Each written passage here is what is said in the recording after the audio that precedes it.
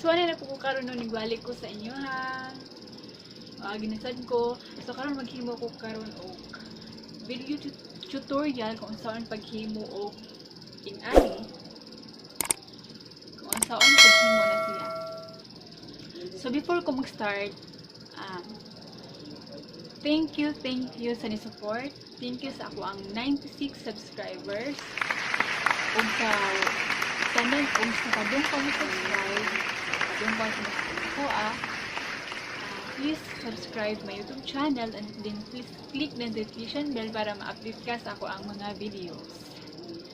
So karon, may natudugayon pa. O ni ako ipakita sa inyo ha kung saan paghimo og inani.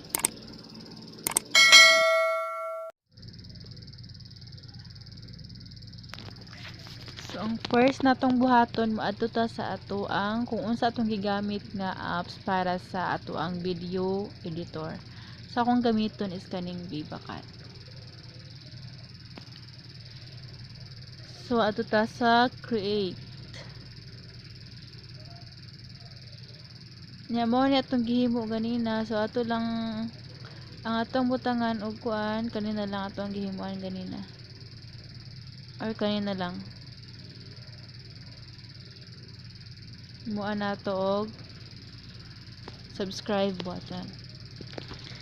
So kung wala pa ka naka-download og subscribe button, pwede rin nimo i-search dito sa YouTube kung unsaon pag download og subscribe button. I-download na nimo dito. Kung kana atong butangan og subscribe button. So i-play. So atong butangan nato og subscribe button. Monita sa ato ang second layer.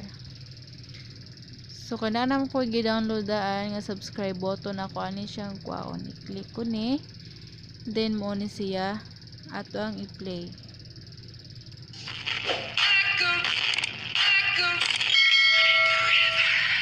Mo na siya. So karon na ato ang ako ipakita karon sa inyoha or sa inyoha kung saan pagkuha ning grain. So atong i-click ang kaning ato ang gi-download ng green. So makita nato sumadrag na siya kung asa nato ibutang. So anhi dayon ta sa ato sa chroma key.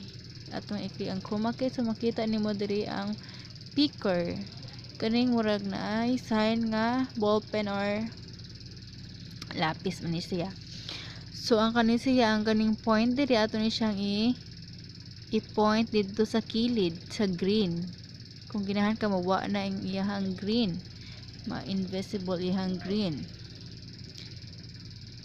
So ato ang tuplok og balik ang picker. So mo na siya invisible na ato ang play og balik atong video.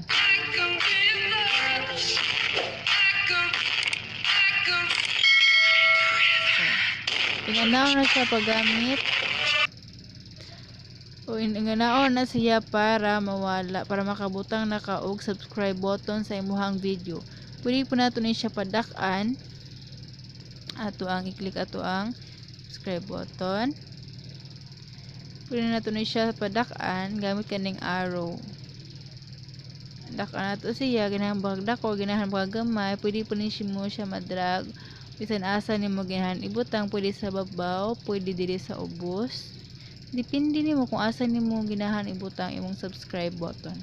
So inganaw na siya kadali paghimo og subscribe button, guys. Hope nga makatabang ni ako ang video tutorial para unsaon paghimo og subscribe button.